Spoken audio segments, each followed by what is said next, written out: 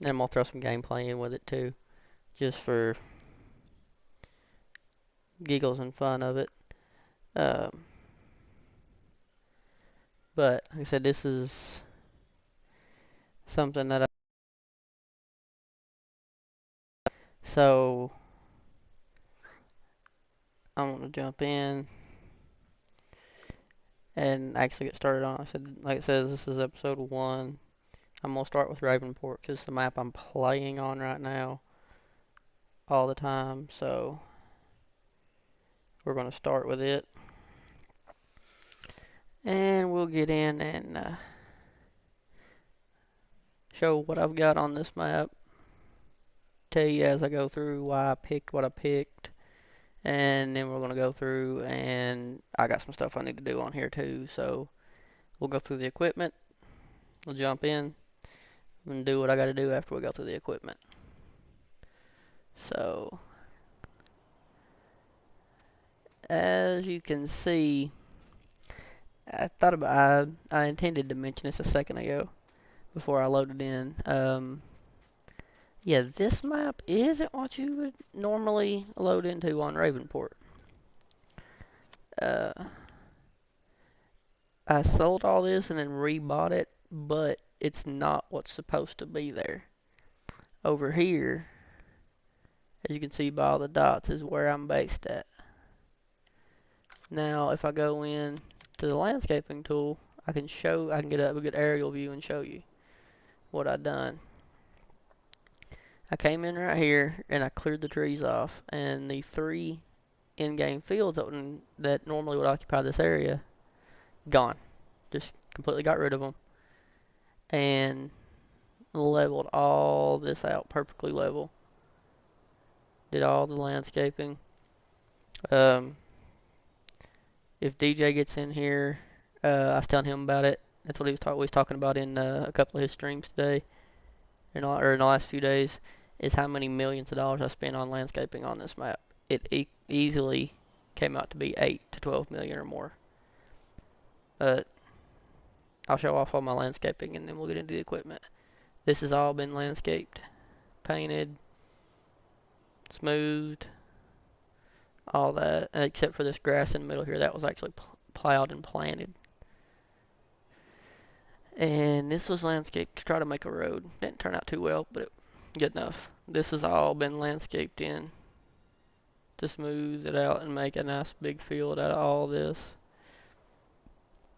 It can be a pain sometimes to plant or plow or anything like that just because of some of the tight angles, but excuse me, it works.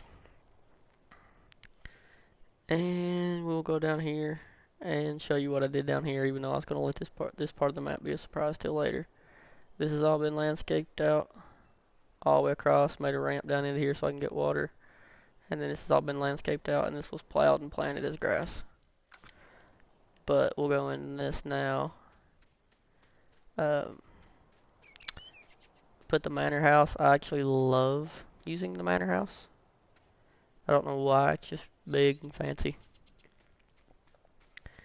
And as you can see, I have 2 Vertex design buildings. Something I didn't know the entire time I've owned Farming Simulator, both Xbox and PS4, is right there. There's a little VD Industries sign right there on the side of the building. Had no idea that was there. But we'll go through and we'll open some bay doors here. And then we'll start at the end closest to the house and we'll show off what's in each building. Then we'll go down to the other end of the map, show it off. Now I've sold a bunch of stuff off of this map before I started playing, but everybody knows what that was as soon as they seen the front teeth on it. The Trek 600. I bought that. It was one of the first 2 machines I bought just for the purpose of clearing off for them fields, and I just never sold it. I ain't used it forever, but last time I used it was when I cleared everything where the original farm would be. My secondary farm now, but I keep it. Comes in handy. And this little low loader, I didn't start using this until like this map. Slowly, but it comes in handy to haul some small to medium tractors, Treks, different things. It's a good, solid equipment trailer. I recommend this little trailer. I really do. It's actually really handy. And for some reason, it has an unfold that opens these doors for these boxes, and I don't know why, but it does. And everybody saw that back there. The beautiful Lizard 6M. I'm telling you, without a doubt, in my opinion, that is the best plow in the game. I know there's bigger, I know there's smaller, but it's without a doubt the best plow in the game to me. It's actually a straight plow. It's not off at an angle when you're using it, so it actually works really good. And then one of my babies, my all-time babies, the Case 380 Magnum on floaters with wheel weights. You know, normally I get this tractor with a front weight. I think it's an 1800 kilogram weight normally. That's what I usually put on the front of here, but it had the front linkage option, so I just went ahead and put it on there. Haven't used it, but I put it on there. And it's got a little toolbox, didn't notice that. And I also put the quick hitch on the back. Usually I do everything as best as I can do it when I get a tractor. And just to show I'm not, just because I love Case IH, doesn't mean I'm all Case IH. The Fendt 1050. 517 horsepower with wide tires and weights. I use this mostly for cultivating, use the Case mostly for plowing. And liming now too, I believe, because I think I sold my liming tractor. My favorite. And my mind went blank. Fertilizer. Yeah, there you go, fertilizer. I love using Big Brute. I love the Welker Farms guys. I follow their YouTube channel. I love them, their farm, their channel. So why not use what they use? I mean, yeah, I think the Hardy Rubicon's bigger, but I like Big Brute. And yes, I never wash my equipment. Don't even have a sprayer on the farm. And I always use the larger Breedle, 6 meter spreads, extension, big wide wheels. There's nothing in this bay. There used to be, but there is no longer. Like I said, I sold a bunch of crap off that I didn't need. Multi-filling station. I burn it up. Seed, fertilizer, liquid fertilizer, lime. Yep, burn it up. My favorite little tractor in the game at this point, I do believe. The Case International 1455 XL. It's one of the best sounding tractors in game to me, if you ask me. Big wide tires. Yep, I got weights on it. I couldn't remember if I did or not. This little tractor sounds great. I mean, it's only got 145 horsepower. But you can just stick a front loader on it. You got tons of pipe options, ton of air cleaner options, front weights, tires, engines. It's just a lot of options. I love it. And as I had talked about in some of DJ Goham streams today, or at least I think I mentioned it, that's my mowing tractor. Here is my mowers. These are the Nova Cats. The ones that, if I can get over here and it's not too dirty, where you can see right there, you can choose wide swath or, wait, wide swath. There we go, wide swath. Or narrow swath, which comes in handy. I mean, so if I want grass, I just narrow swath it. And then, biggest tedder in the game, have to have it. I run big fields. And it is the Pottinger. And then this is something that at least I don't see getting used a lot by other YouTubers, is the big fella windrower. I believe it's the largest fella, at least. It's in the top 3 largest in game, I believe. I like this one. I think it works great. Does everything I want it to. And then the big Shoot-A-Maker loading wagon. Sacrilege, you could call it, for farmers.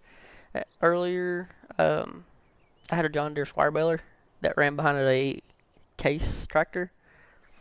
But I decided to quit doing bales, start doing loose. So no more John Deere baler. Shoemaker loading wagon now. Um, Now here's where I'm going to get into more of explaining how and why I choose what. Um, I'm going to turn that off because that's already getting annoying to me. Uh, where's the autosave interval? Off. If I go in and you look at the map and look at what fields I own, the ones I've created. Here's one I've created. This is a actual crop field. There's a huge grass field here. If I kick over to the fertilizer thing, it will show you. See, there's a huge field there. Huge field there. This one just works out for those size fields. Now, let's say if I was up here doing field 8, then there's no way I'd be picking that 12-meter horse planter. I'd be going with the 100-foot Paralink hoe drill from the Borgo DLC. But since I'm using the fields that I'm using down here, I mean, I can take a field like 18 or 23 and run 4 or 5 passes and be done. So that's why I run that one. Plus, it's just awesome looking. I mean, narrow duals. Then you got the actual cultivating and planting part itself, and then you got the little wheels in the back. Love this planter. And then, as far as my corn goes, which I do some corn and a little bit of sunflowers, I use the horse 18 meter, I believe what it is, Maestro. This one, there's other ones I could use. You know, there's ones that do, such as the Great Plains that will do direct drill or what have you, but I just like to go with the bigger one. So I always run this bigger planter here. It just works out better to me. Crap. Forgot, didn't have all the doors open. Now, let's go over here and multi-selling station. I mean, come on. If you're gonna have one, you've got to have the other. And you gotta make a match. Black on black. Reminds me of that one song. Black on black on black on black on black on black on black. um, and even with small fields, I run the Flexical big 24 meter cultivator for a couple reasons. One, just because it's a straight cultivator. A lot of cultivators, you know, might kind of kick off at an angle or something. This one is straight across. Plus, it's also 24 meters. I mean, it's the biggest cultivator in the game. You get the work done faster. Plus, you can fast farm with this cultivator. So you unfold it, drop it down, give it a little double tapperoo, and you know, run 18, 20 mile an hour better across the field. Love it. Now, the only tractor, I've got 2 tractors that can pull that. If I didn't sell one of them, and let's see if I didn't sell it. Crap. Showing stuff I didn't mean to show. Crap. Go. Okay, I didn't sell it. That tractor down there, the Fendt, it is a little hard to run very fast when I'm pulling the Flexicoil with it, just because it's only got 517 horsepower. Flexicoil takes 500, but I just always go with the Flexicoil just because it's the best cultivator in the game to me, and it works the fastest and the easiest.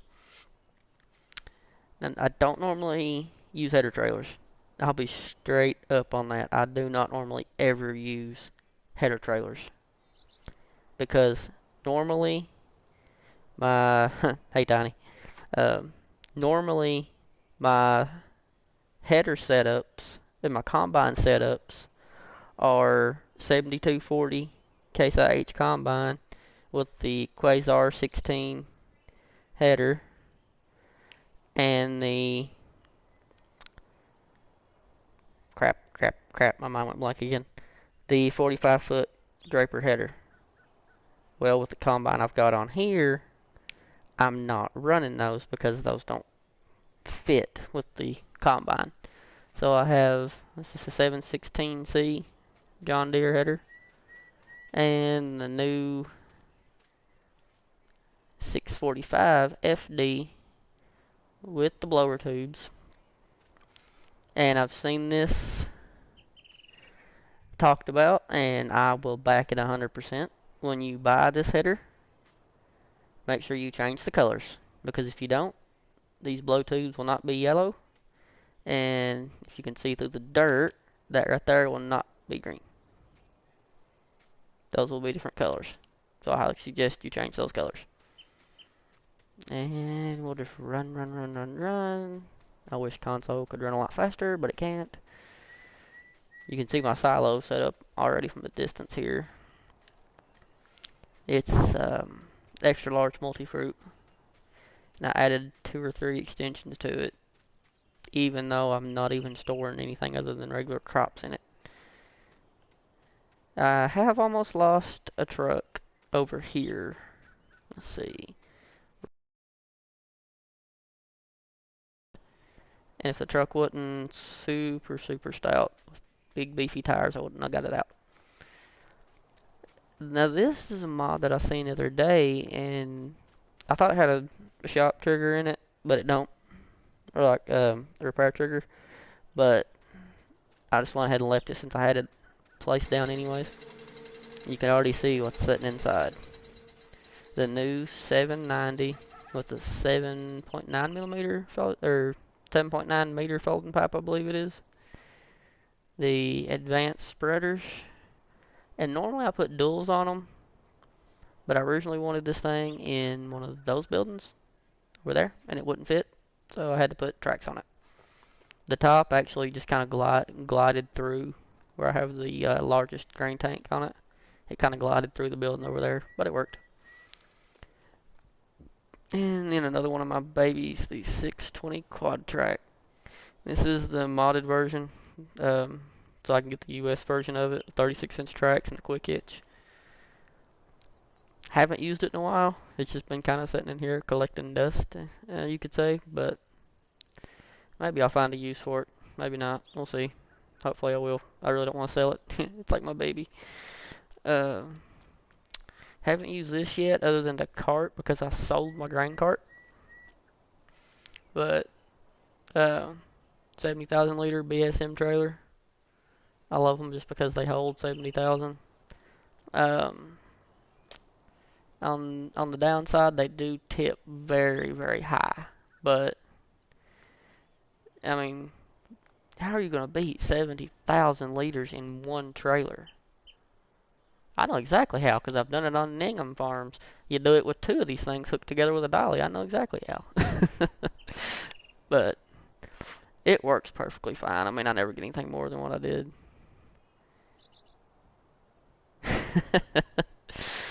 Hey, they work good, Toaster, they do. And I love this thing. Oh, yeah. And if I'm not mistaken, this is a black sheep modding truck, too. So, I mean, what better thing to do than to put black sheep modding with black sheep modding? These wheels. Can we just talk about these wheels for a minute? I mean, oh, crap, on the trailer. Turn flashlight on. There we go. Can we just talk about how aggressive these wheels are? And the fact that they're digging through the fender? That just makes them realistic. Makes them like my truck at home. And do I have a use for the 3-point? Nope. Do I care? Nope. Looks good. And then we will sneak back out of here and close the door. Did I sell my truck? Ah, I sold that truck. Now, daggone it. And then, well, you haven't seen this yet. The TTHD flatbed. Put the 5th wheel on it. Don't think it really matters too much which one you use, but I put it on there. I did it in my signature case red and jet black bed. And we're going to go down to the second farm, which I haven't done in a long time. I hadn't put in a second farm in a long time, but we're actually going to go down to it this time. Because I've actually built a cool setup down here. jump off to the right here. Jump, jump. This is well, actually one of Missy B's mods. I know she took all her mods off the mod hub, but if you still got them, then you still got them. This is her 500,000 liter capacity liquid poo storage tank. I don't ever do nothing with storage to somewhere to keep it out of the way. This is well, Crash Counter 1. A cattle lot, and it is, cannot remember which one. I didn't think you could pull through it, but you can. And you can also open the curtain up. But I've got some black cows and some black and white cows. Let's see how many I actually have. I've got 11. Nope, still got 10. They haven't reproduced yet. Alright. So I've got 5 of each. If they got a lot of pew built up, they do. Okay, now this, what you're getting ready to see, this is a completely new setup for me. I've never used it before. I put it on this map. And these, you see the light towers, I've not used them in 6 months or better playing. But this is, like I said, this is a setup that I've never used before. And I decided to go with this time, and I'm actually really liking it. I have the SX Heavy with the hook lift. I've used this truck before, just not with the setup that I've got set up with it now. I have a little bucket over here for a front loader that I've not even used yet. Now, if I'm going to use a wheel loader, which you'll see why I have this in a minute. If I'm going to use a wheel loader, I'm going to use this anymore. Yeah, I'm inside of something. You'll see what it is in a second. I have the JCB, but this is the 435 stage 5. I believe what it is. Stage 5? I think. Yeah, maybe. Something like that. What's that say? Yeah, stage 5. In the red cat red. I absolutely love that color. Got duals all around. Can't take it in the cattle barn, but that's alright. That's what I got the little bucket for. And I'm actually probably getting ready to change this bucket out because this bucket only holds, I believe, 3,000 liters or roundabout. And that's not going to be enough for what I want to do with it. I have this big skip here for the hook lift. That's actually going to be used to transport poo once they build up some more poo. And here's where you get into stuff that I've really not used before. This is what I'm saying with the hook lift. It's something I've never done before. But I decided to do it on this map. And I'm actually enjoying it. Is a slurry tank for a hook lift. I believe it holds 15,000 liters. And, I go over there, back in, fill up. And I did not know it had that. That looks like a fuel gauge. I'll have to try that out sometime and see if it works. Water tank. Now, I will say that these two little tanks, they're funny looking on the back of that big hook lift because they only take up about half the length of the truck. So it's actually pretty funny. But this one's for my water.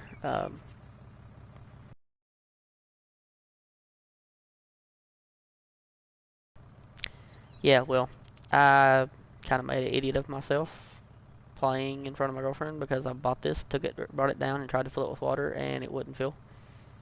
Then I realized why. So yeah. But I mean, it's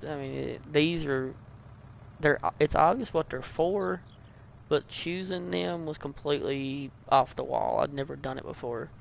I just knew I didn't have a whole lot of slots to play with at that point that I was buying this stuff. So I thought, what can I do where I don't have to buy 15 different things? And I also knew that if I bought the man truck with a tank on the back, that it would cause an issue with my... Okay, my volume's down. I meant to check that at the beginning. So that I wouldn't have to burn a bunch of slots for different things, because I knew if I bought that truck and didn't use everything, then it would run out. What's up, Buttons? Now, I don't know how many people have used this. I've not seen it used very often. The hook lift food mixer. Normally, I would use the largest Anderson DLC food mixer, the 20, I think it's 20 some, 29,000 and so liters. Well, I decided not to go with that this time. And after the, I can't remember what it is, the modded food mixer that holds like 40 some thousand liters come out, I would use it. Not using it, I decided to go with this since I was going with the hook lift to save slots. It does only dump on the left, but I mean, it works. It does what I need it to do, and it saved me some slot space because I am very, very close to $12.99. I actually went to buy something a day or two ago and got told that I couldn't buy it because too many slots was taken up. And then I also used a nice little shed. That thing has lights and I don't have them on. What in the world? Where's the lights? Oh, light switch. Or does it have a switch? Are they automatic? Maybe they're automatic. Because I don't see a light switch nowhere. Nope, I don't see a light switch.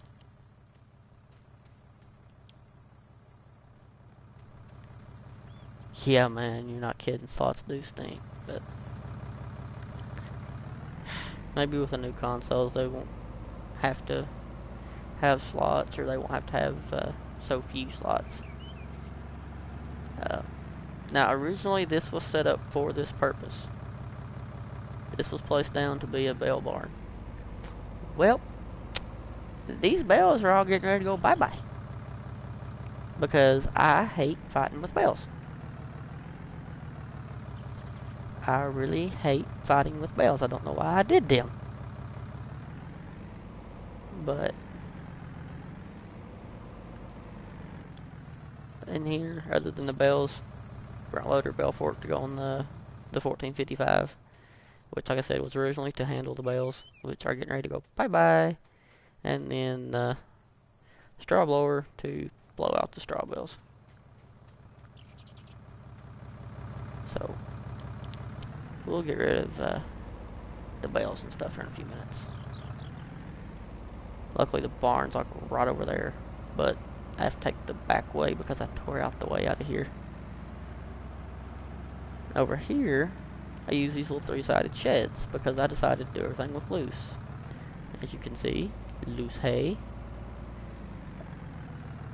I intended this one to be for silage, but I have the silage in here, and there's like almost 400,000 liters, and I really don't want to have to try to move that.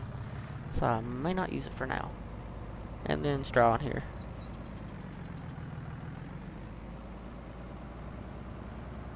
Oh yeah, that's what I'm gonna do. But that's what I'm gonna do. Yeah. You crazy, you think I'm gonna load them things with a front loader and take them to sell? I sold my auto loader truck, but I will buy another one if my slots will allow it. If I don't crash again, we're gonna jump it. Oh, well, that's number 2. Is that door open where that truck is at? It is. Why is that door open? I did not open that door. Why are you open? Close. Okay, let's see if I have the slots to forget it, start over. Oh, we had a good time today in the members only stream. I built a jump and we were going a little crazy with it. At one point, I took the pickup, the trail lifter, and a bell wrapper off of it. Um, Piece of advice that I figured out the hard way. That SX square bell truck will not fit through that big shed that all my bells are in. It literally will not do it. You try doing it, and it literally hits. Like it's hitting like it's too tall to fit through there. Don't know why. So we're going to use this one. Can I lease it? Yes! Don't have too many slots. Alright. Jump in. Normally this thing would be case red, black rims, black bed, but we're just going to use it to sell bells. and then I'm getting back rid of it, so doesn't matter. Oh crap, car. Crud. Okay, that's number 3.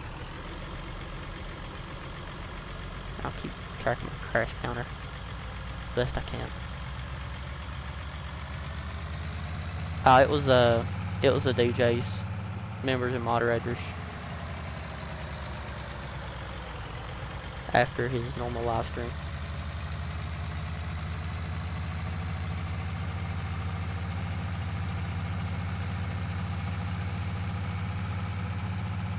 That's what it was, but it was the members moderators stream that DJ done. Yeah, that's right.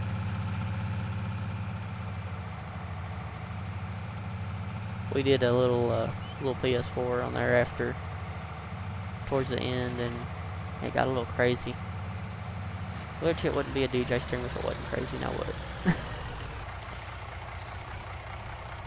Load up. Back out. This is gonna take a few minutes because there's a lot of bales in here. Like, I was baling grass, I think,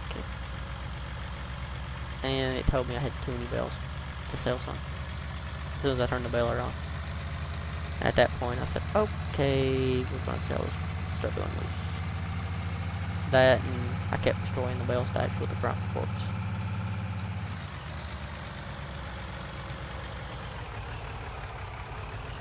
But I can't take the back route off of that farm in because I destroyed it. Landscaping.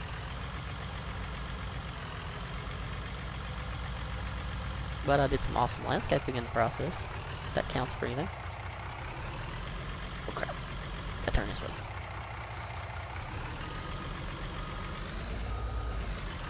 I wonder how well this is going to work. Not as well as I had hoped, I do believe.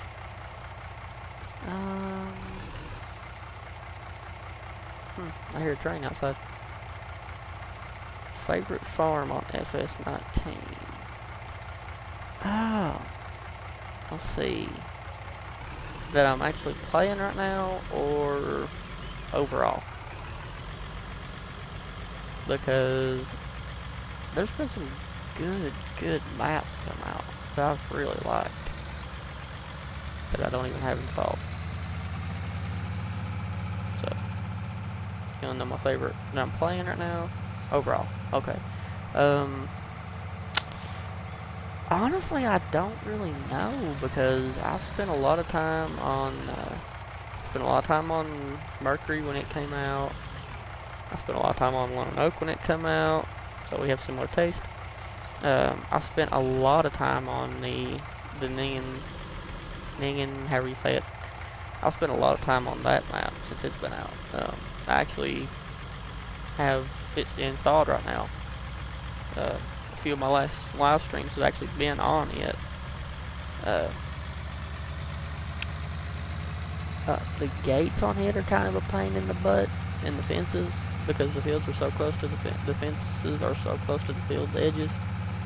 And my most often used planter on the Ningen farms is the 100-foot Perlin Code drill from the Borgo DLC, and I am stuck on something.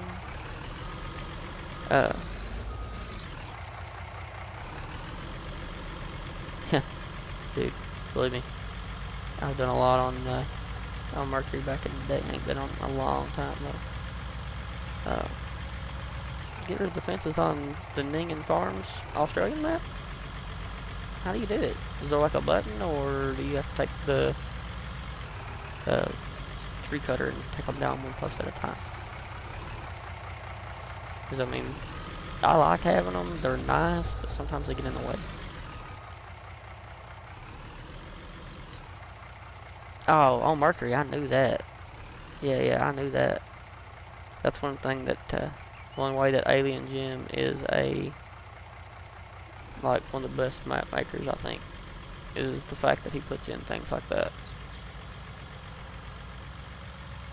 I think he's supposed to be releasing an update for No Man's Land I think he's supposed to be putting the tree remover back into it. Uh, you're making me want to download Mercury again. Stop it. I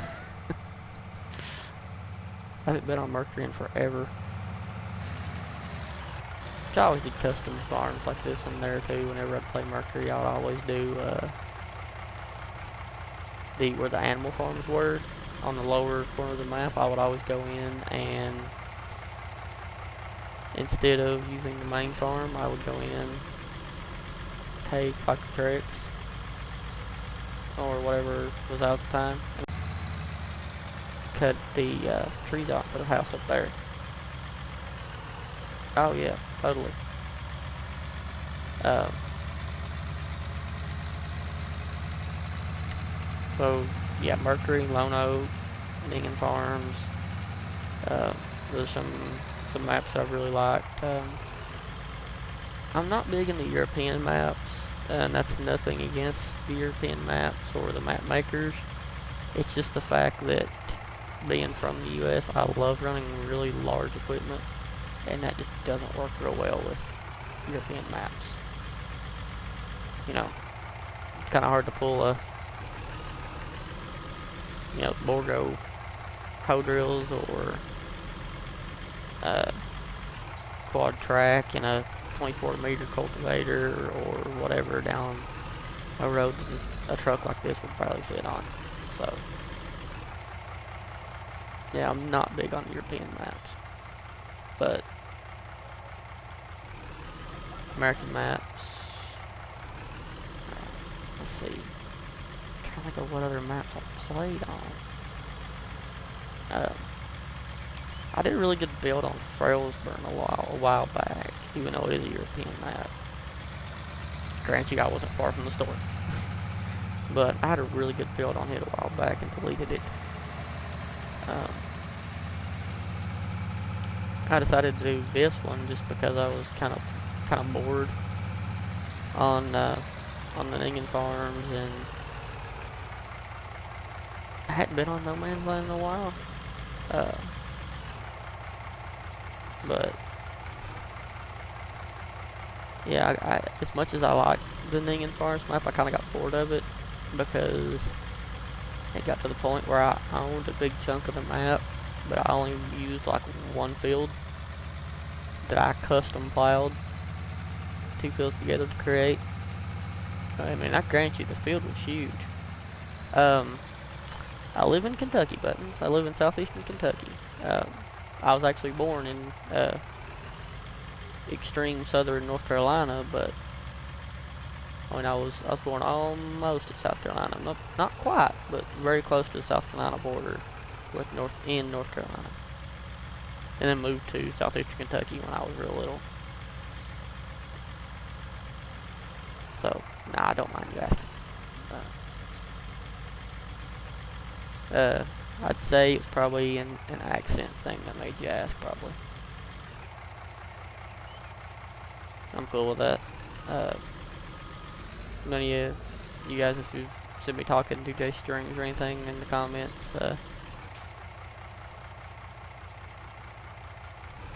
oh yeah, man, it's real pretty down here, especially the eastern part of the state, down in coal country.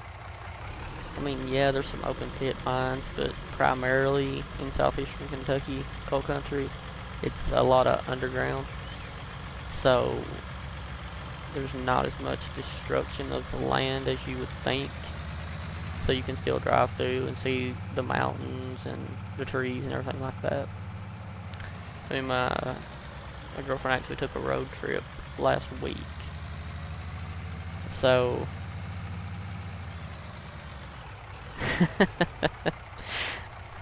hey, what part of Michigan, man, if you don't mind? Like I was saying, I drive a truck normally. I'm off right now because of this everything going on in the world. But I used to run Michigan. I ran Michigan for about a year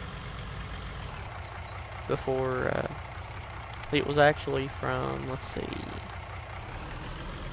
January of 18 to January of 19. That's when I ran Michigan. I ran it real well.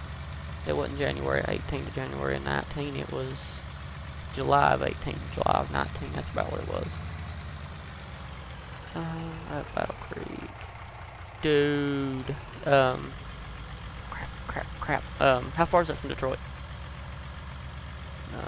Because I swear I think I used to drive through there.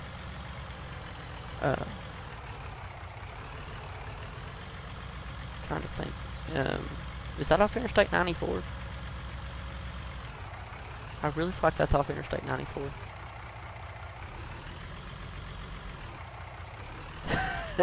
Going stir crazy? Me too, dude. Yeah, see, I used to, let's see, I would go to Litchfield. That was my first pickup. Then I would go to New Boston and pick up. And then I would drop down into Ohio for the rest of my pickups. Or no, I take that back. I would go to Litchfield, stay the night, pick up. I would go to New Boston and pick up. Then I would go to Milan and pick up. So I was running a decent portion of the state. So I'm pretty sure that I would have to run through Battle Creek. I know I run through, I think it was Jackson. I think I run through it and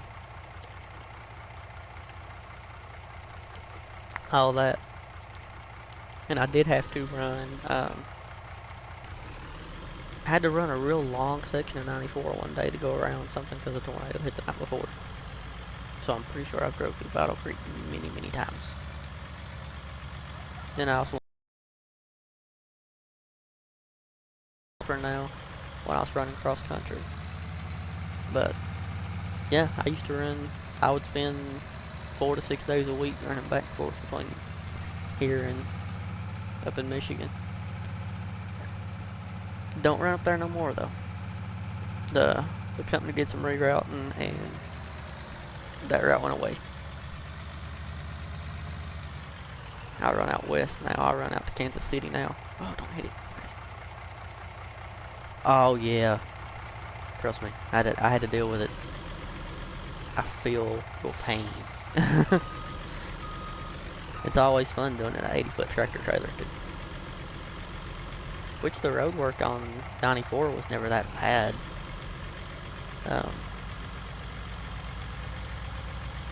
Oh yeah, let me tell you, man. Class A is the way to go. I don't have the endorsements, but I highly suggest if you want to do it and get your Class A's, get the endorsements. Because I mean it takes a long time to get trusted with hazmat and oversized and loads like that, but that's where the real money is. I haul car parts. I think I was hauling for Honda when I was running Michigan. I haul for Ford now. Not my choice of truck or vehicle in general, but Ford pays good. Ford pays very well. So just because I don't drive their vehicles, I will still haul their parts. If you do go over the road with a Class A, I highly suggest doing a lot of research with the company before you go to one. That bit me in the butt hardcore when I started over the road a few years ago. I didn't do enough research, talk to enough drivers, anything like that for the company that I worked for. I don't want to like blast them on the internet, but let's just say I was staying gone 30 days at a time. Maybe 2 days at home, and I was making maybe $300 to $400 a week, and I was running 7 days a week, and like I said, 30 days at a time. Okay, see, you got somebody to talk to about it. It's the best way to go. Because I'll just tell you, it is, if you go with the wrong company, oh, your life will be miserable. Mine was. And they wouldn't let me run by myself, which really, really ticked me off. I hated running teams, and they forced me to do it. Now, I mean, my trucks were not that bad. I had a 13 and 14, both model Freightliners with standard shifts, so I mean, it was nice, but hey, see? Ah, crap. Bump counter, not crash counter. See, you're in good shape. Uh, which I gave that up after about 4 months, just because that company was not worth staying with. The company I'm with now is awesome. I love the company I'm with now. It's primarily day cabs. I mean, you don't get a lot of sleeper routes with them. Granted, I've been able to get a few different sleeper routes with them, but they don't have a lot to choose from as far as sleeper routes go. But I love the company I'm with now. They pay really well.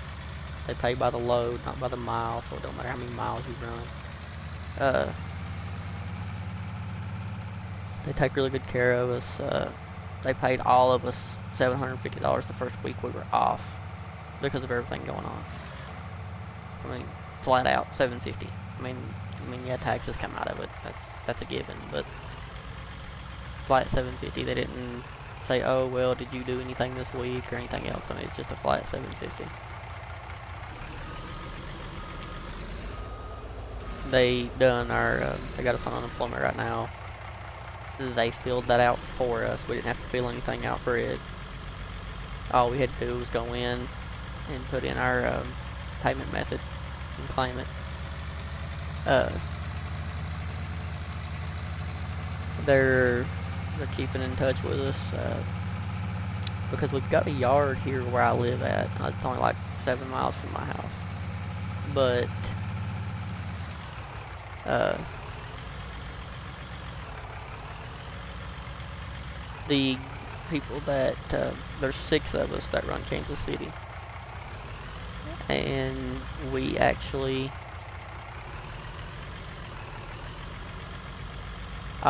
we didn't.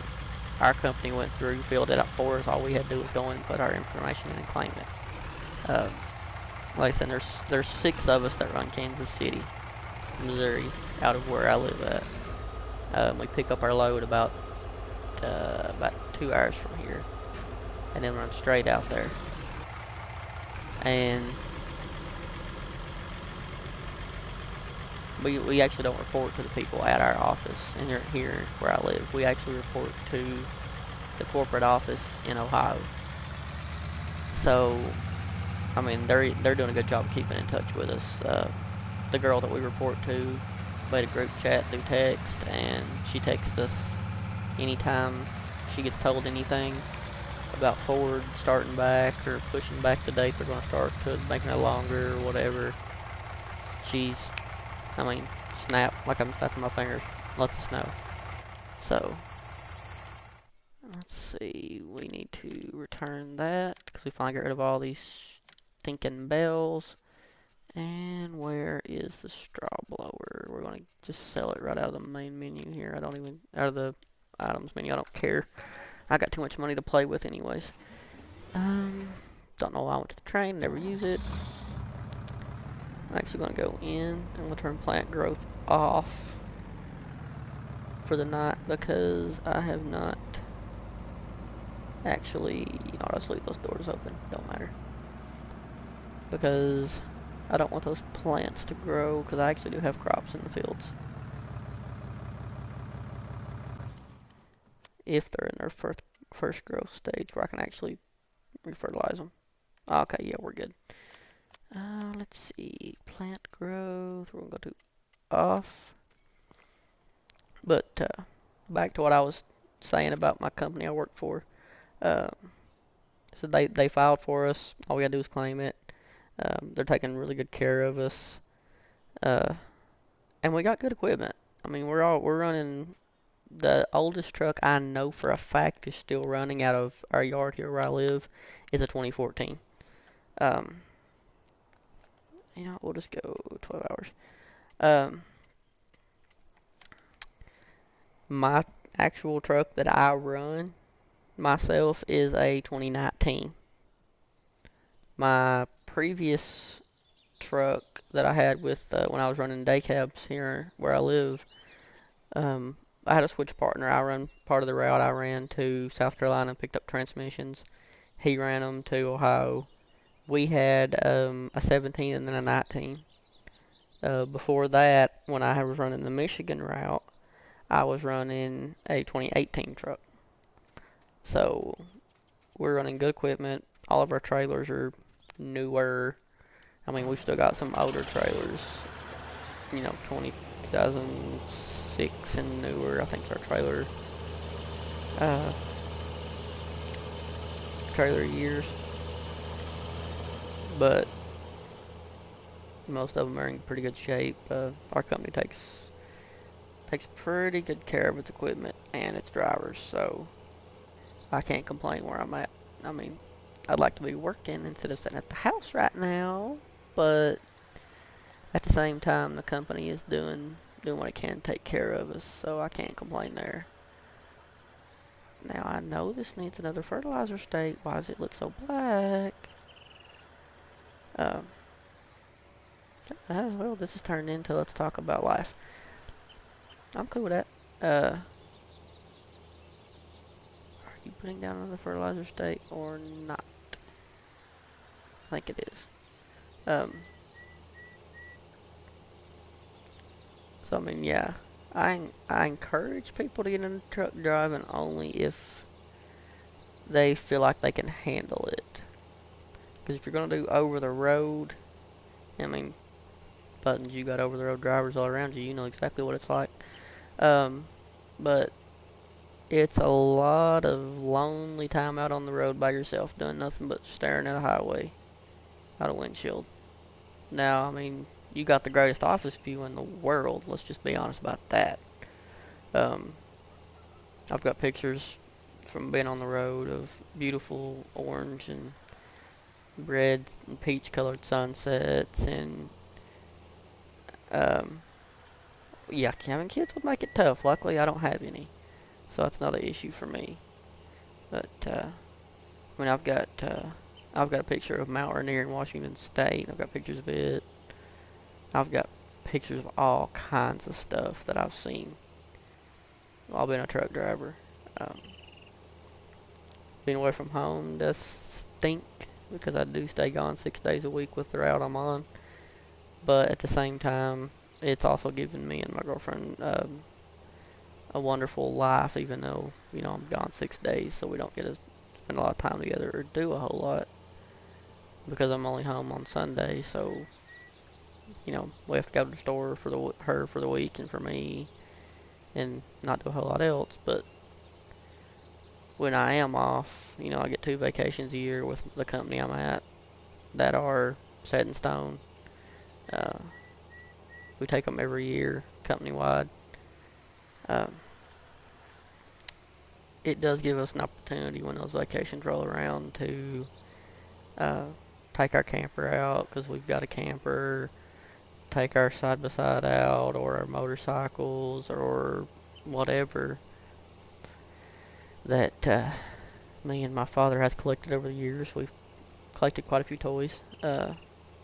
We can take out and enjoy them, or just go for a mini vacation like to Tennessee or whatever we want to do.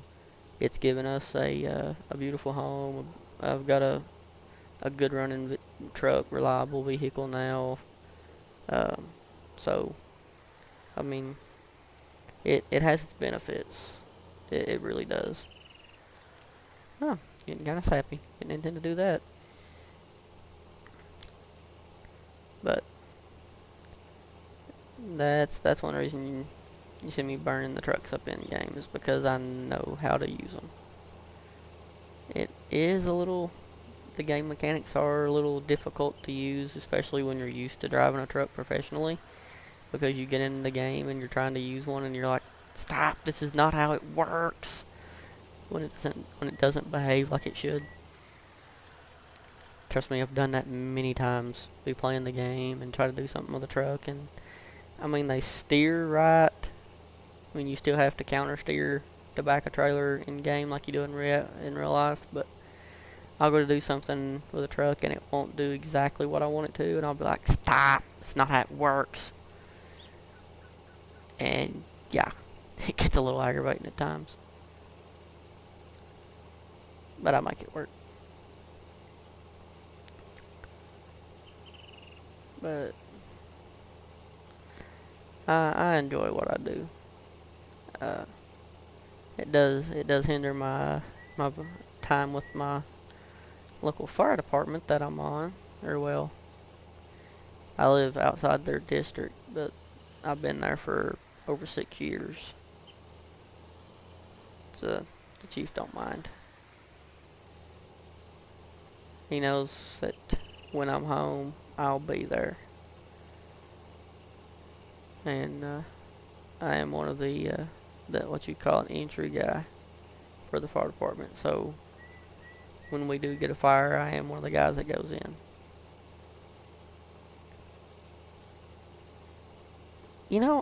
I get told that uh, I get told I don't look that old, don't sound that old. Um, I'm really not that old. I mean, I feel old at times, but I'm really not. I'm only like literally my birthday's in July. I'll be 26. So I mean, I'm not that old really, but I've done a lot. I mean, I've worked EMS. I've been a volunteer firefighter since 2012. Um, I've been a truck driver since 2016. Uh, so I've done a lot for not being real old.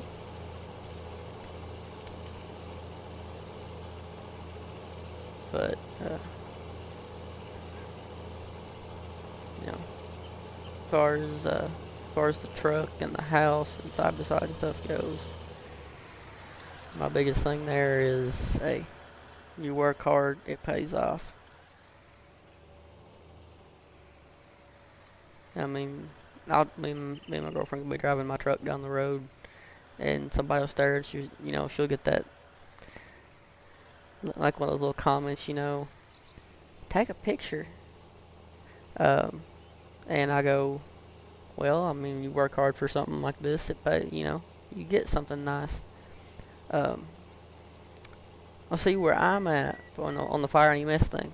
Um, there's a local EMS service. It is privately owned, unlike most.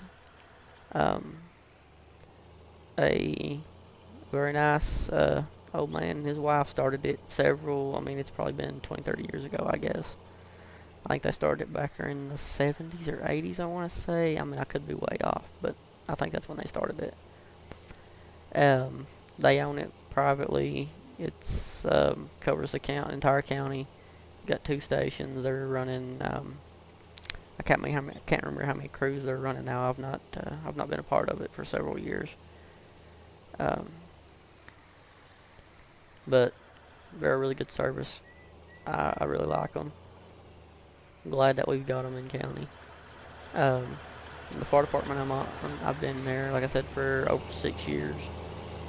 We're running 7 stations, or not 7 stations, it's way too many. Especially considering we are a completely rural department. We have 2 businesses in our entire district, a furniture store and a Family Dollar. Um, crap, passing the field. Uh, we're running 2 stations, 7 trucks. That's what I meant to say. We're running 3 engines, 2 tankers, and 2 brush trucks. Uh, so most of the time, whatever we get, we can typically handle as far as fires go. Um, we are calling for a lot of mutual aid right now if we get fires, depending on where it's at, just because they've got a bridge tore out on one of the state highways that we cover. And we can detour around it, but it takes a few minutes to detour around it with a fire truck. I mean, Todd, you've done it for 16 years. You know what it's like driving a fire truck. Uh, so we will call for help on fires right now if they're in a certain area of our district. to help us out. You know, if the other department can get there quicker and start fighting it before we can, then that'll help us out. Uh, but yeah, I've been doing it for several years. Um, I actually grab a fire truck a lot of the time anymore, just because, you know, I mean, I'm Kentucky level 1, 150 hour certified. I'm pretty close to Kentucky level 2, 400 hours, and you know, got countless hours on top of that. Uh, Also, you know, I drive truck professionally, so they're like, you know, let him drive a truck. He knows what he's doing. Uh, I drive a tanker typically. Um, we've got some other guys that aren't as experienced with larger trucks. You know, they don't drive professionally, or they're older, or you know, what have you. So they get the engines, because the engines are automatic Kenworths. And the tankers are, one's a Volvo and one's a white GMC. They both got cat engines and 10-speed Eaton Fullers. So, you know, you have to be able to drive standard shift to drive those. So, they,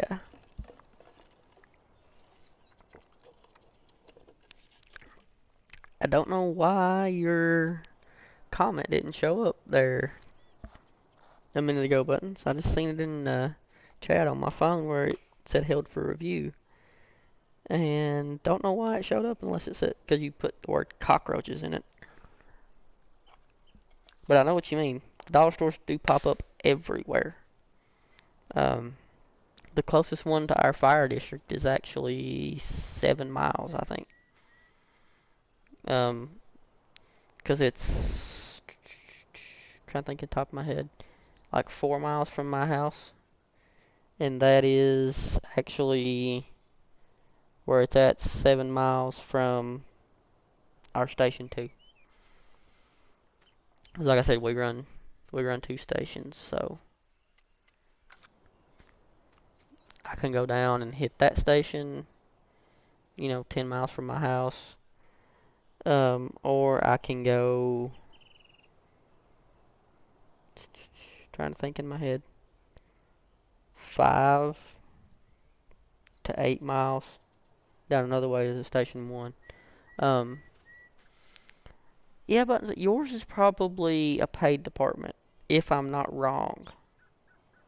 Like I said, I could be wrong, but I'm pretty sure Battle Creek's a paid department. That's where we're different, is we're 100% volunteer. There is no pay whatsoever to our department. And we still manage to pull, like I said, 2 stations, 7 trucks, and we can get, oh, hit my mic, sorry. We can get 10 to 20 people on a house fire at 3 o'clock in the morning in the middle of the week. I mean, our guys are at our department is super dedicated to what we do. I don't even need to do any grass work right now, but too much as it is. What am I doing that for?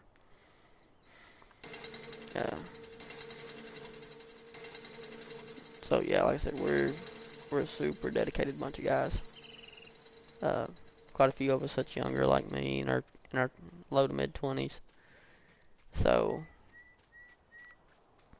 you know, we can all handle the rough stuff, the actual fighting, while the older guys can handle. They can help us with our air packs, or with our hoses, or running the trucks, or whatever like that. Talking about firefighting, I actually seen somebody in the group on Facebook one day complaining, wishing that we could have wildfires in Farming Simulator. Like, why would you want a wildfire? I mean, I can understand it would be cool to put the water sprayer on the front of the big brute, like the Welkers did in real life, to handle fires on their farm. But what purpose is that going to serve in Farming Simulator? I mean, it would throw a realistic aspect into the game, but at the same time, I still don't see the point. I mean, that's just me, but I really need to fix that hump right there. But, makes a cool jump. Uh, to me, I just don't see a point in it. But that's just me.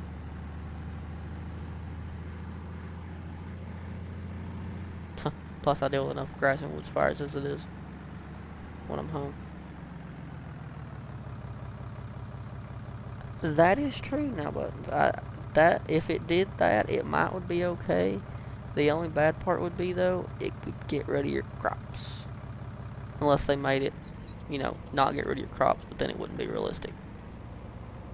Let's see. There's a couple of things I need to do down here. I should have brought the tractor with me, but I didn't. Whoops.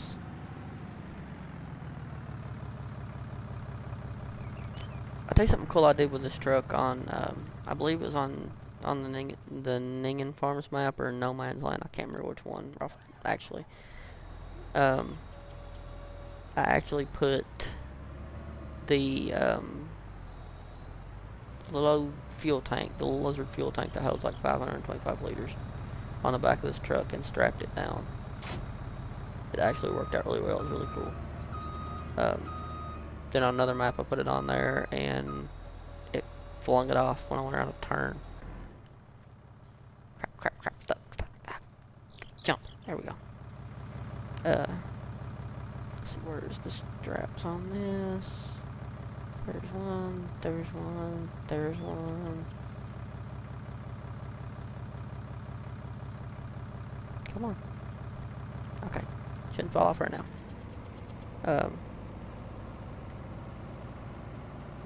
But no matter. Now I don't know how this truck is not needing work, not needing repaired, and not needing fuel, because I burn this truck up. Which, I mean, it's never more than, the distance between the farmhouse and the main shop, or my main shop building there, or something like that. But, I am not going around that curve and going this way. Most of my machines right now, if you look, need repaired and they need fuel. And they're all nasty. I've commented it on DJ's videos before, and I definitely hold it true on my maps. Hashtag never wash the equipment. I don't even know why I hauled this up here, to be honest with you. Because I didn't need to. Whoops. Oh, crap. Just thought about something. Alright. Got an idea. We're going to see if this works. Probably not, but we're going to see if it works. And you all might see the wheels in my head turning. If you do, yay for you. Ah, oh, come on. Go. Yes.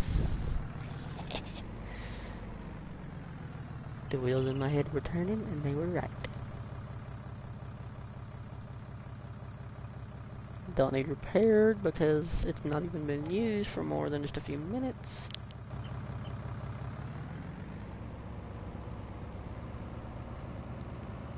Let's see. Now, there is one issue when I buy a new bucket. I need to go sell my front forks for my front loader though, because I'm not going to be using them anymore. Okay. Crap, I don't need a wheel loader, I need a bucket. Bucket. There we go. And I never use the CSZ equipment pack, even though I have it. Never use it. If I sold it, I could get rid of a lot of storage space if I sold it. Crap. Uninstalled it. But I love that implement, even though I never use it. This is the one that I want. The high dump bucket.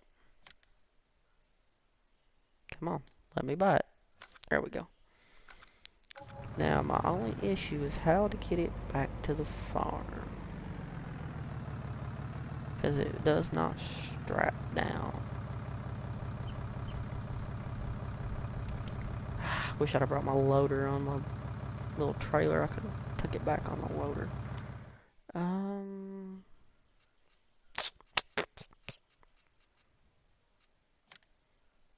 Can I put it on a low loader and it stay? Would it stay on this one? No, it would not stay on that one.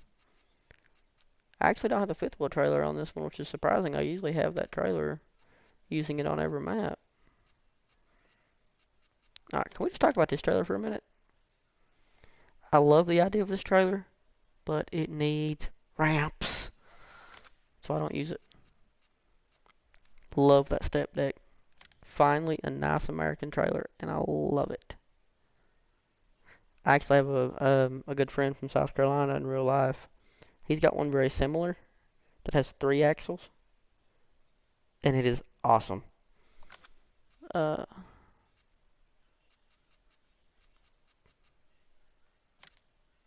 Would it stay on the Little Bandit? Probably not. I'd be just as good hauling it on the truck as I would be with the Bandit. Alright, we'll just lease this because we only need it for 30 seconds.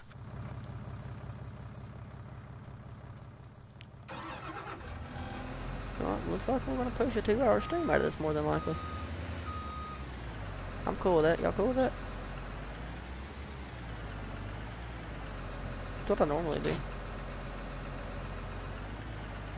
Which, I mean, this one's a little bit earlier than my normal streams just because,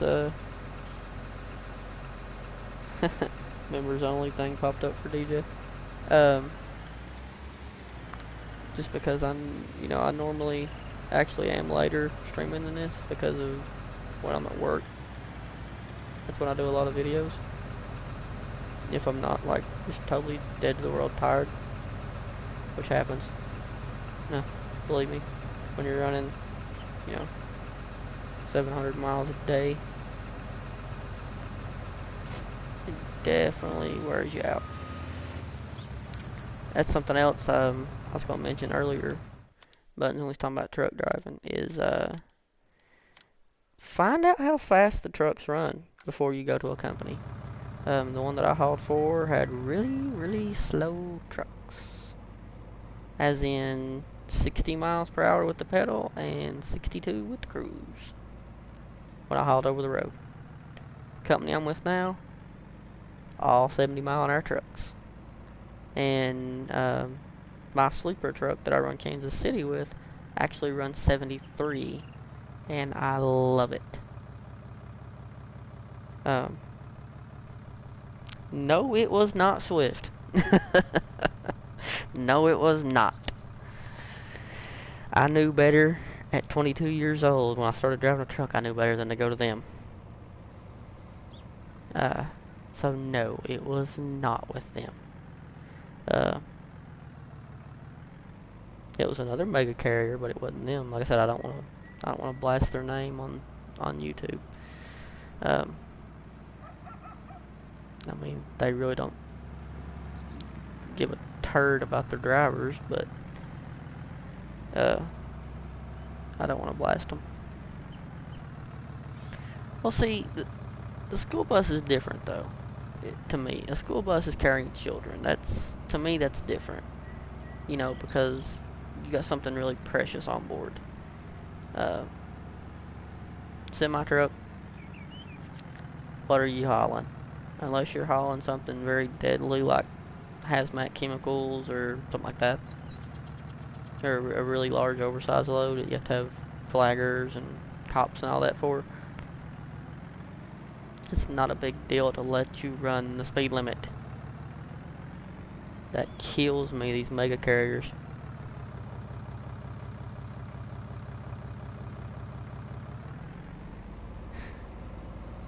Yeah, exactly. My school with the mega carrier I went to was $5,000. They were going to pay it until I quit them after 4 months instead of staying for 9. They had me, the company I worked for, they had me pick a guy up out in Wyoming. I had already decided by that point that I was going to quit. I had a load on the trailer, so I could not just quit, because then they could have then they would have stuck me for load abandonment.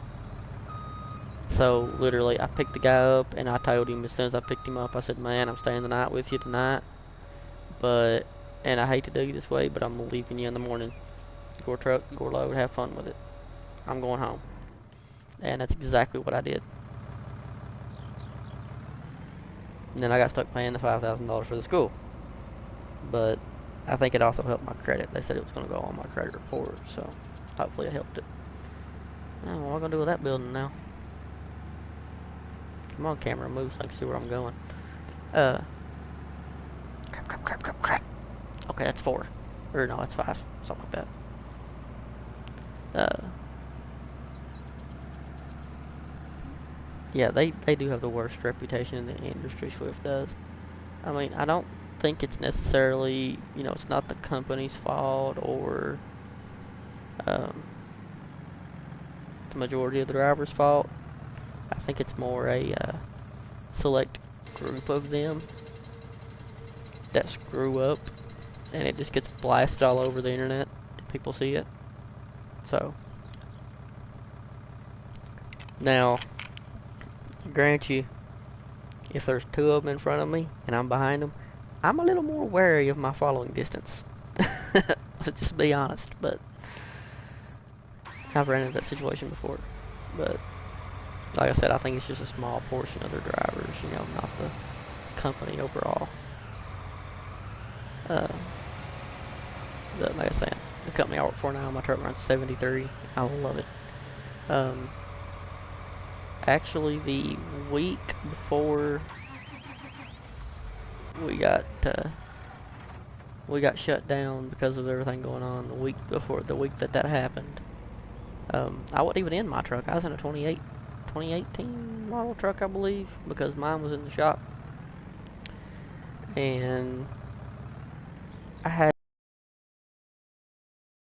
a tractor trailer that week. I was in Indiana or Illinois 1 on Interstate 64. And there was a tornado warning in the area, I believe what it was. And to me it was no big deal. It's like, in my mind I was saying, I've drove out west, out to California, the Southwest, the Midwest, the Northwest. I've missed 7 states, including Alaska and Hawaii, which of course you can't drive a truck to Hawaii, and it's hard to take one to Alaska. I've missed 7 states out of 50. I've handled the worst parts of this country. I can handle it. Well, it was really raining really severely. The wind was blowing really severely. And the wind hit my truck so hard that it actually caused my back tires on my truck to slide loose and me to go toward it to move like I was going to jackknife. And that was without a doubt my scariest moment in a truck ever. I mean, I've wrecked one. I'll just be honest, I wrecked one back in 2017, I believe it was. I actually was involved in a multi-vehicle accident with a truck. So, I mean, I have wrecked a truck. It happens to everybody. You're gonna wreck one eventually. You can't drive for a living and not wreck one. Especially as many miles as, we're driving with the company I work for. I mean, in the year that I had my 2018 running Michigan, and let me tell you that route was less miles than I run to Kansas City. I want to say that route was 1,000 miles or less per trip, and I still put 130 or 140 or something like that 1,000 miles on that truck in a year. Kansas City, I'm running almost 4,000 a week. I mean, it's gonna happen. You're gonna wreck a truck. I mean, it's unavoidable. But I was more scared when that wind hit me just a few weeks ago than I've ever been in my life in a truck. if it tells you anything about how hard it was blowing, how hard the rain was coming down, and you know, I know I laid the controller down. I talk with my hands even though you can't see them. It pulled my windshield wiper off my windshield all the way out like you pulled it out on purpose. Flipped my wiper over, put my wiper back down on the windshield, flipped around the wrong way. I've never had that happen before. So yeah, that was not fun times in the neighborhood when that happened. I mean, I saved it. I don't know if that was good driving, good luck, or the good Lord that helped me save it, but I saved it.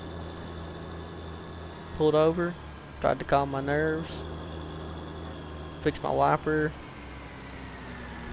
sit there for a few minutes, like I said, try to calm my nerves down a little bit, because they were tore up, as you hear down here in the south a whole lot, a soup sandwich. And took it back off and got my job done, so it all worked out.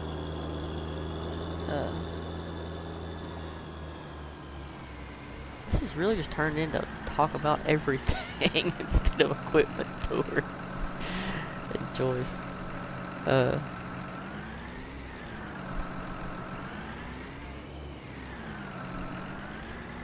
Yeah, see that you can put a lot of miles on anything commercial.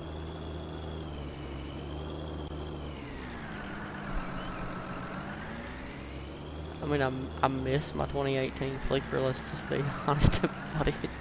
That truck was my baby. Which,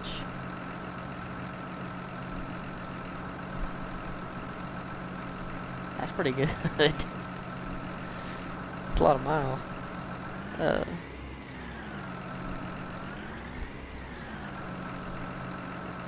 kind of ticked off about my 2019 right now, because that week that we got shut down was the week it was in the shop, and I didn't get to drive it. Well, I went to the shop the other day and looked at it.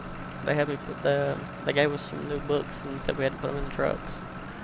And I put the books in my truck, and they let somebody drive it that week instead of bringing it back to me. And all the inside of it's atrocious now. It's nasty. I gotta clean it. Like, I have to deep clean it. It made me so mad because I had that truck to where you could basically eat off the floor of it when they come got it. You know, buttons, you've got truckers all around you. I know, you know what it's like when you drive over the road. You live in that truck.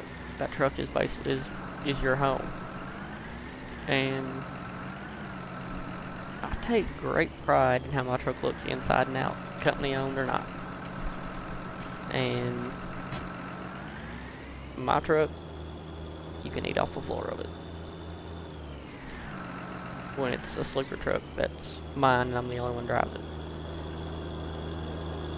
And I seen the inside of it, and I got so mad because it was destroyed. I had it so beautiful when I still had it running it.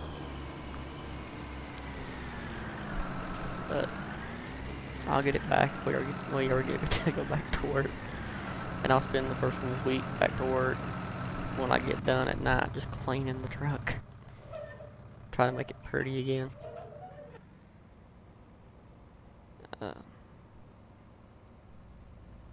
I did make a really cool picture of it back in January, because I have a picture from January of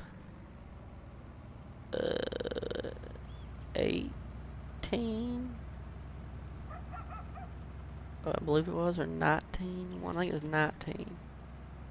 Might have been. Of my 2018 sleeper with my 2002 Ram 1500 that I have, sitting parked right beside each other at our office here where I live. And then I did a update shoot a year later almost to the day. Uh,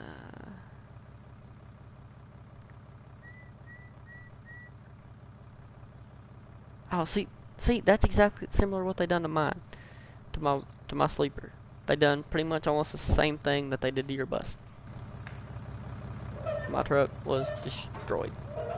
Trash in the floors, food in the floors. I mean, mud and dirt and dust in it. I mean, oh, it killed me because that truck was perfect on the inside when I had it. You know, I kept, I've got some of the stuff out of it here at home right now that I got out when I had to leave it in the shop.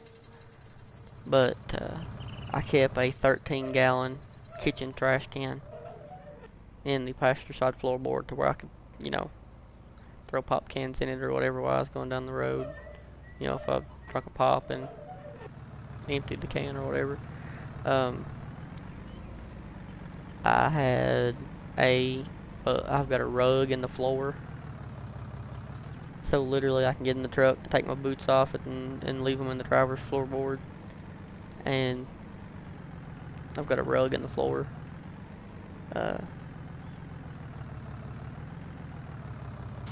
I keep scented trash bags in it. I keep Febreze in it. I keep wipes for the dash down, to wipe the dash down with in it. Uh, I literally treat it like a house.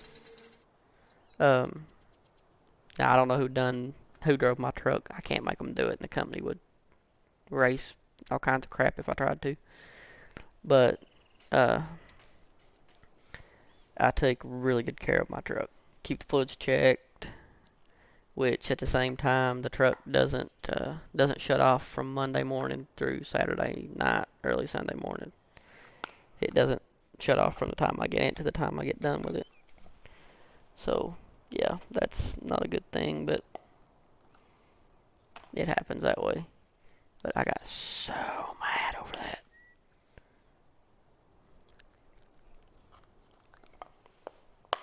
Now see, on the def thing, I've got, I keep jugs of def in my truck, in the side boxes.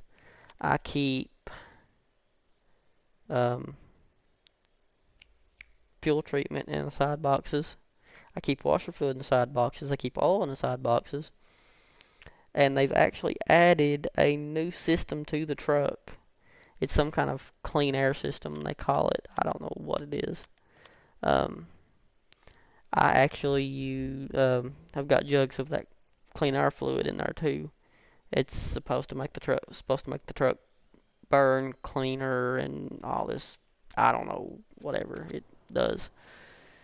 It doesn't make a difference to me as long as, you know, as long as my truck runs and don't tear up.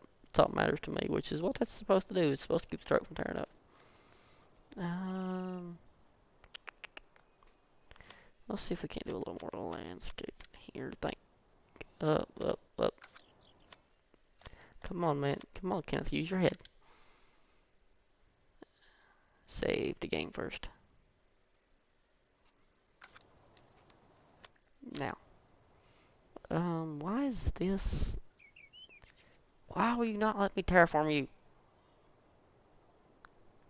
You know, I feel like there's a stump there, but I can't find it. I've tried.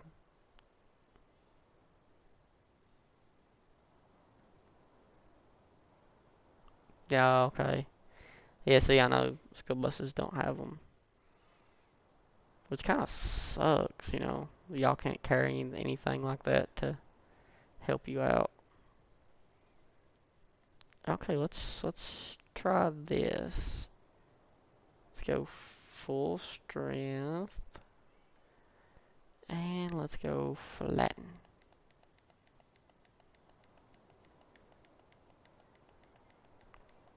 Let me do it. Okay, and now we'll just smooth it back out. Hey, that totally worked. Yes!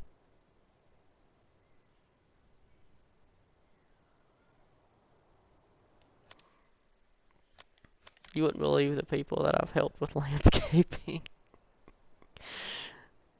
in like Facebook groups for Farming Simulator. Like people get on there like, I want to landscape and I don't know how. I give them two pieces of advice. I go look up DJ Goham. He's got some landscaping videos. Or download a map. Have no intention of actually playing it. And just tear the thing all to pieces. Like I tell them that's the best way. Oh, or a console man. PS4. I don't have a PC. I really wish I did, but I don't. Uh, can't afford one. Got too many bills.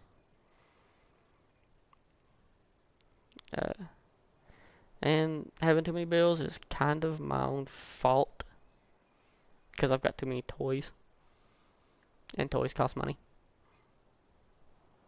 But one of these days I might pay everything off when I'm like 90. But you know, I enjoy what I've got while I've got it. I'm getting rid of that little toolbox thing. I don't need it. I haven't used it. There we go. Get rid of the tool trolley. Let's see what needs repaired. That doesn't really either, surprisingly. Big Brute could definitely use a repair. Combine, not really needing fuel. Yeah, that needs fuel and repaired.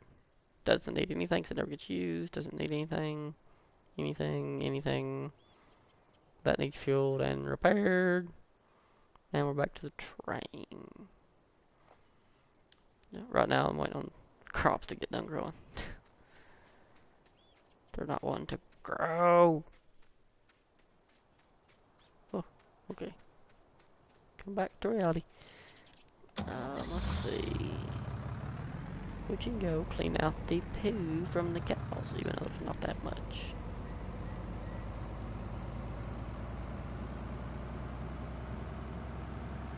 Well, I don't know if we'll clean that or not. We'll ride back down there, though.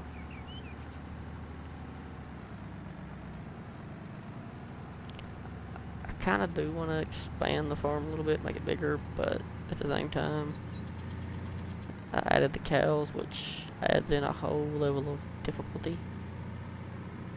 Because now I have to worry about making sure they don't croak over from not getting food.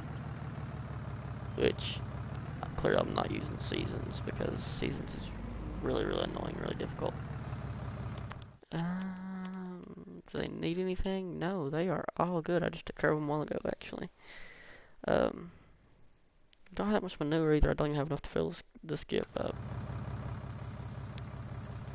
I could mow their field. Don't know what I'd do with it. I mean, it'd be kind of hard to get anything in here to get it up, but this is actually the first time I've used this particular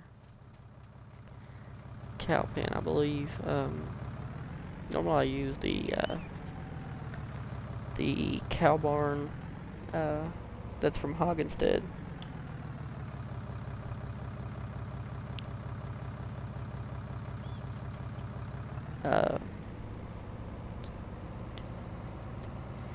I'll have to do that after the stream. Had to show your comment. It was putting up for review again. I get crap. Lost track of the crash counter. Yeah, I crash. I promise I'm a better driver in real life than I am in the farm sim. Clutch is number 1. DJ is number 2. Let's just say I'm number 3. Crap. I'll hit the building too. See, the smallest little things will make you great. Let's go into map. I'll show you some of the places I've made farms on the map. I have made a farm here before on top of this mountain. One of my favorite places to make a farm is actually over in this area. Um, I made one in here one time, and my house was here. Lakefront property. Oh yeah. And then over here, cleared this and landscaped this and put in the 500 capacity cow pen. That thing is huge. I mean, it's really cool. I really like it, but man, it hold a lot of cows. You done growing yet, grass? Of course not.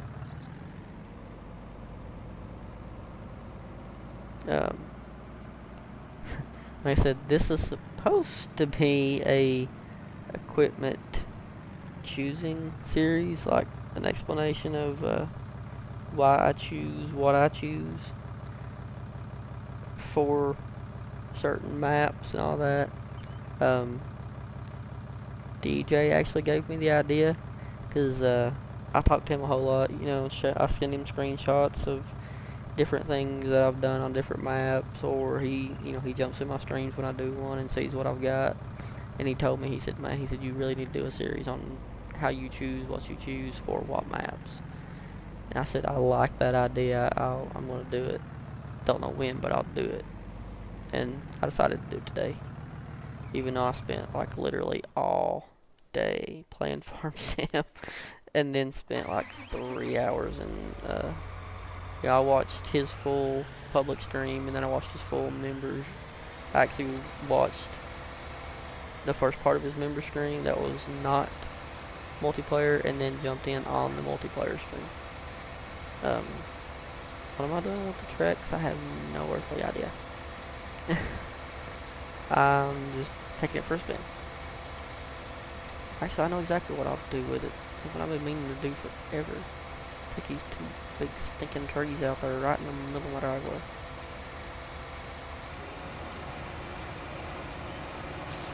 Now I've got the volume set to 30, so I hope it ain't too loud. I had that happen in a, might have been the last stream I've done on the Australian map, because DJ was like the only one watching, and I was combining a field with the new John Deere combine that I've got in the building over there, and he said, man, that thing is loud, and I had the volume at 100% by accident.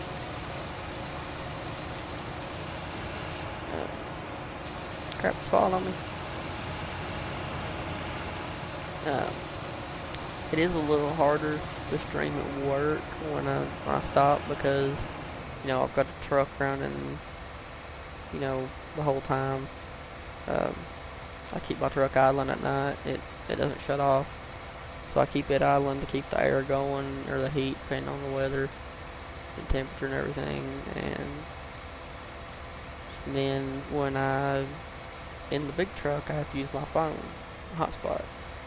I know I can get a hotspot from Verizon. I've actually got the hotspot from Verizon and didn't put any money on the thing because it stunk. Because I bought it for my house and it stunk. It didn't work at all. My phone actually works better for a hotspot. So I mean, that's what I use in the truck. So the internet quality ain't great. When I'm in the middle of nowhere in western Missouri or something. 2 or 3 o'clock in the morning trying to do a stream.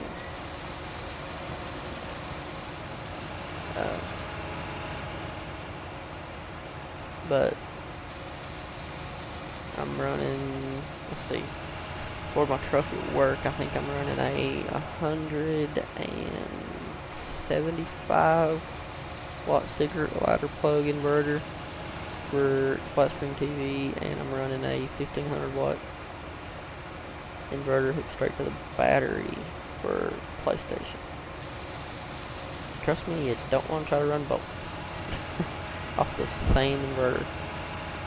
The 1500 watt I could probably run both, but I just don't. I tried running both off of a cigarette lighter plug one time, or just run the console by itself off of one or something like that, and it like blew the plug. blue fuse or something for the plug, and I learned it real quick. It also doesn't work.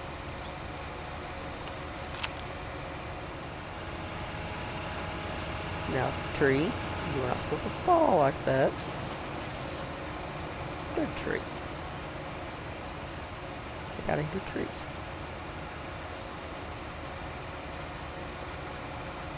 I need to order me some of those shirts DJ's got. I've been meaning to order them for like months.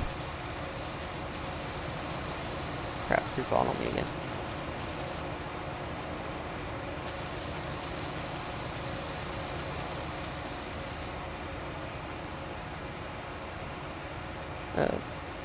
Have any of you all played on the Australian map and looked beside of the grill at the main farmhouse? I seen it in a post on Facebook one day, and I got on my map, seen it, and sent it to DJ like immediately. I was like, dude, did you know this was here? And his first response was, nope. If you get on the Australian map and you go to the grill beside of the farmhouse, there is a literal freaking snake laying there. It don't move, it don't follow you, none of that creepy stuff, but it's there. His first response was, nope, there's a nope rope. I said, dude, I am right there with you. It's a nice touch for them, to the modder, I'll give them that. To Aussie Farmer and whoever helped him, it's a nice touch. But man, that is a nope. It's a nope rope from me. Do not like snakes. I mean, they have their purpose out in the wild, you know, controlling rodent populations and all that. But you know, that's a hard no from me. I don't like things that wiggle, crawl, or bite. I just got an idea. Oh yeah, idea time. That's very bad. Anytime I say an idea, my girlfriend gets scared. Let's see. Okay, yeah, that would totally work. And that would totally work. Even though it wouldn't be much. Okay, yep. Idea time. Sneaky, sneaky, sneaky.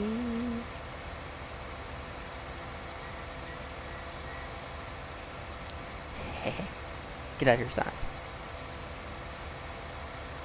Move my way. Wish we could get out of here. Bushes. That would be great. I hate all these bushes on in game.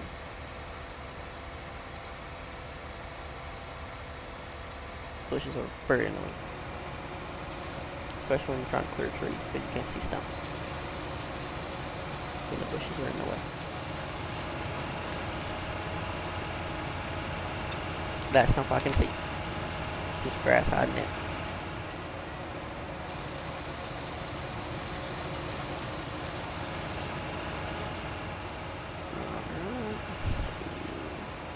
It's a road, I don't want to tear that up. Leave the road alone.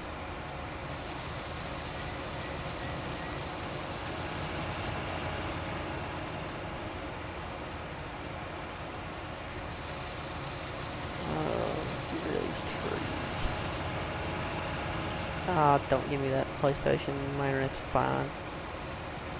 Trying to tell me it's not sufficient to broadcast gameplay. Yes, it is. I have like killer awesome internet at home where I'm at right now. So I know I've got good internet to broadcast gameplay.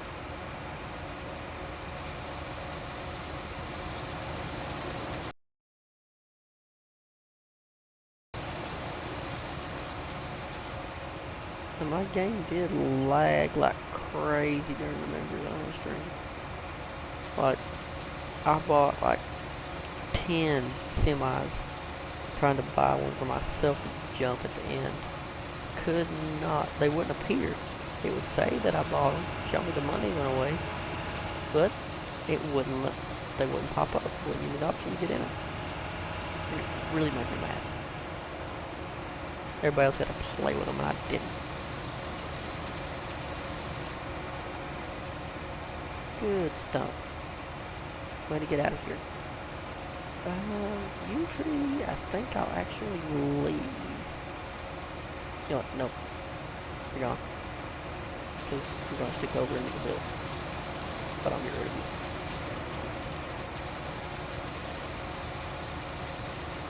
And we can't have that.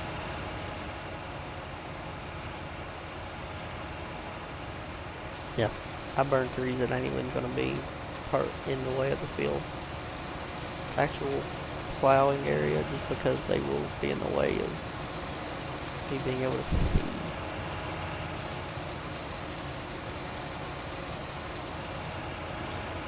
There we go.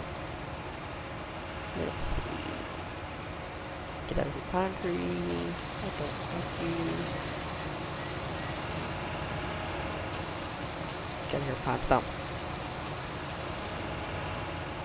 Come on. Go away.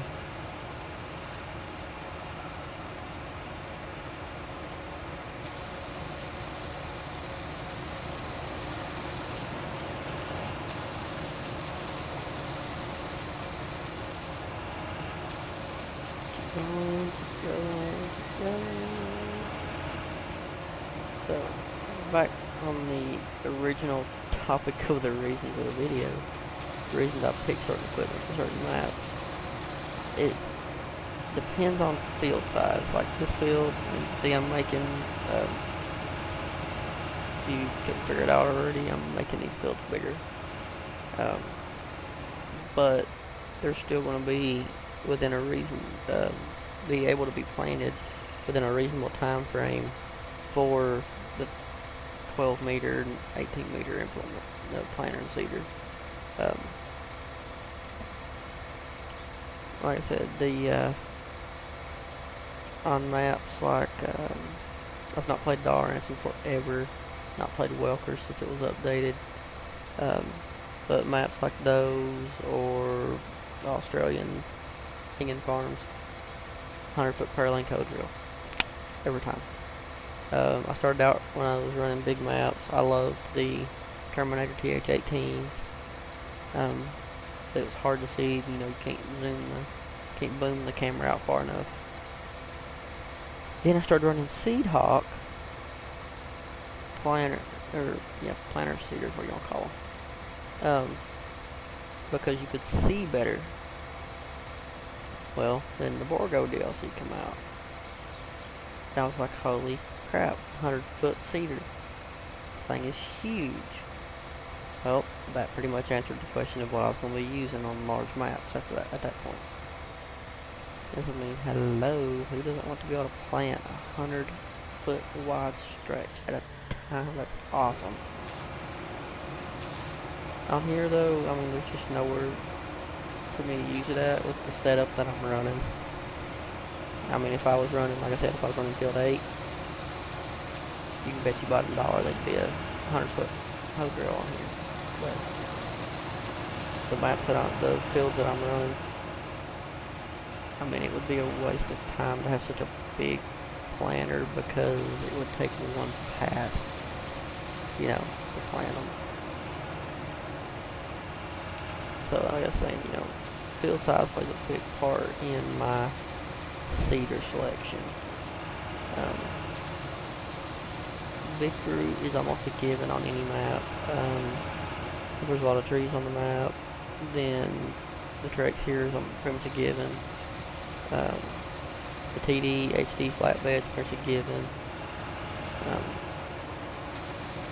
At this point, the new modded S790s are pretty much a given, only because of the fact that they are just so big as far as the amount of grain you can fit in them. I still love my 7240s. I ain't gonna lie, I still love that tractor. It's just, for that combine rather, you know, you don't fill up as quick running the John Deere's, the big John Deere's as you do the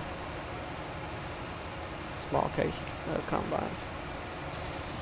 That's the reason I'm not running the new case combine we got not long ago, the 7130, I think. or the 1660. I have seen a 1660 in real life. There's one on the way to where my girlfriend's dad lives. It's really cool to see that thing in person. It's actually a lot bigger than you think it would be. By seeing it in game and seeing it in reality, totally different. I mean, it looks the same, but it's just a lot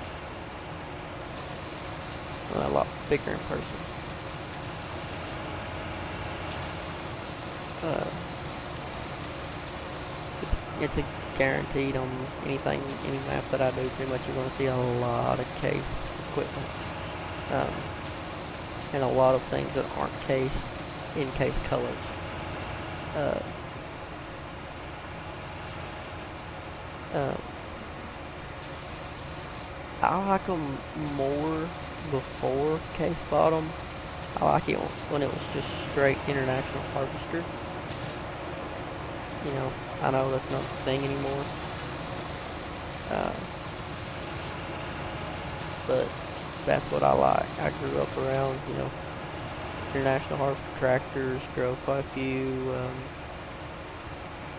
and at one point not Case, but International Harvester actually made construction equipment. They made dozers and bulldozers and all that stuff. And my father actually has a 1950s International Harvester bulldozer. Still got all the original stickers on it. They're faded and wore out and peeling, but you can see them. You can tell what they say, and it's really, really cool. And I'm actually really proficient at running it too, which is cool to me.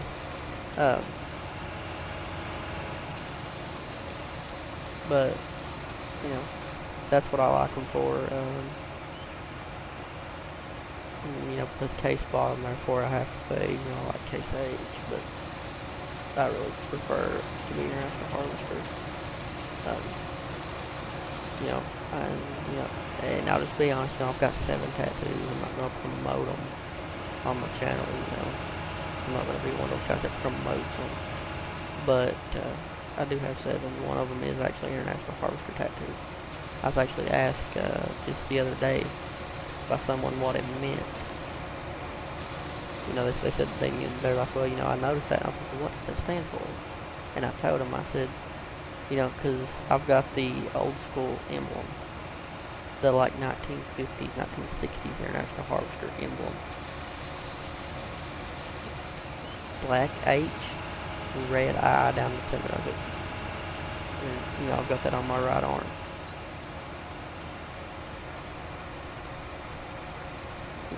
It's just a personal taste kind of thing.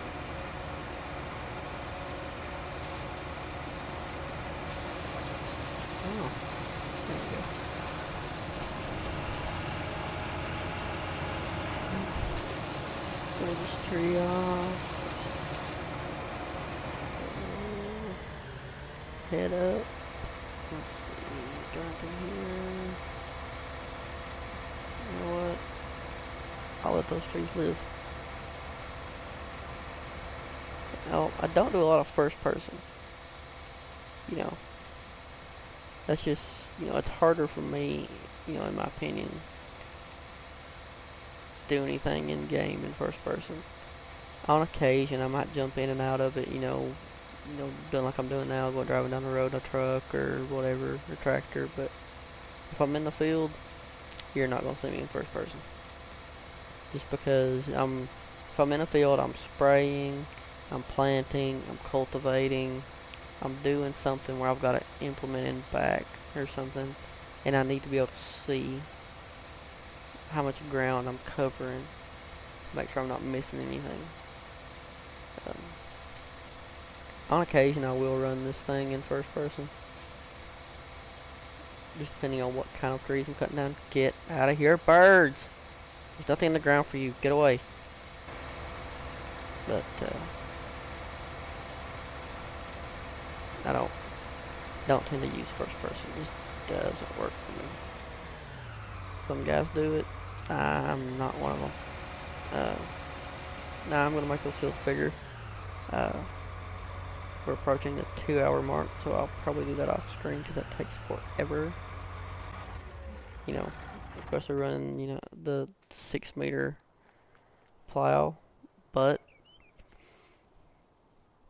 I'd rather run it than anything else. Uh,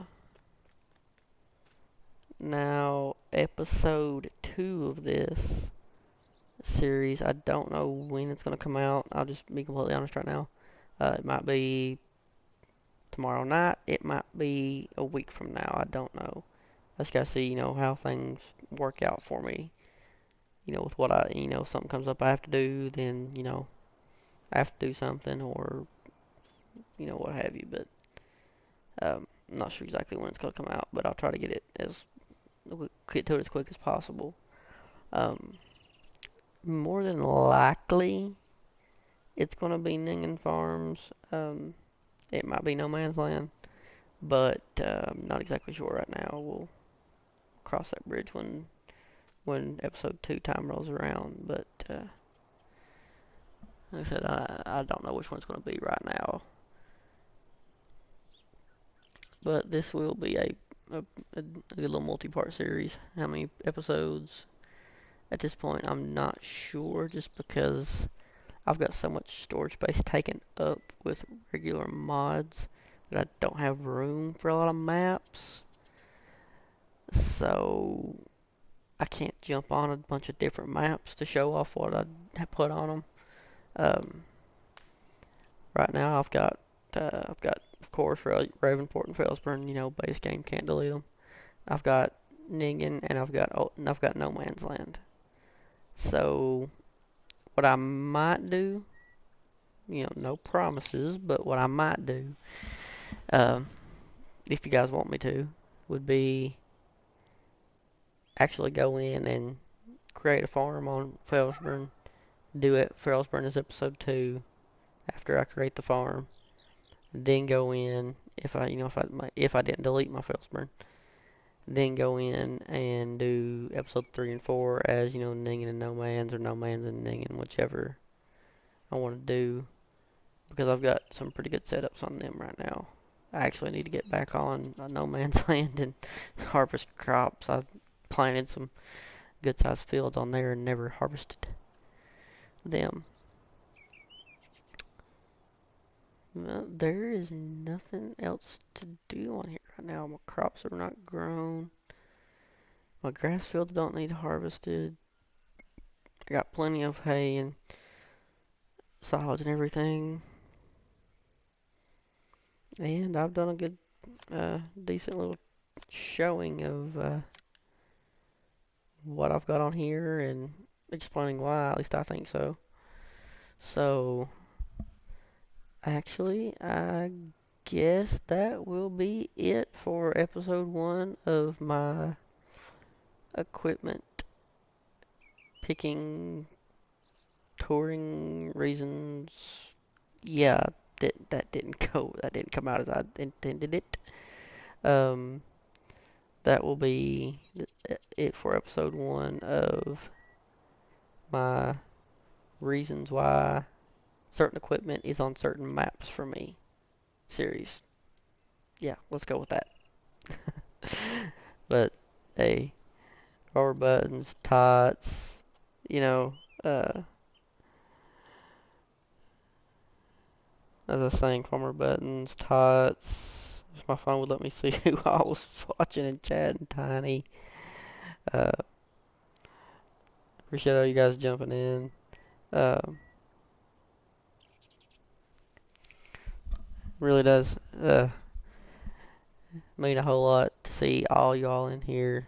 It just shows me that more people are starting to watch, because the first several streams, it'd be me and DJ just jumping back and forth, because he's been showing me a lot. He's helping me out a whole lot, showing me a lot of support for my channel, and I really appreciate him for it. Um, but like I said, it means more than you guys know. Y'all jumped in and chatting it up with each other and with me and just having fun. So, like I said, I really appreciate it. Um, it means the world to me. That's it for episode 1. And Subscribe and hit the bell, guys, so when episode 2 comes out, you'll see it. Uh, but like I said, that's it for episode 1, and we will see you later. Bye.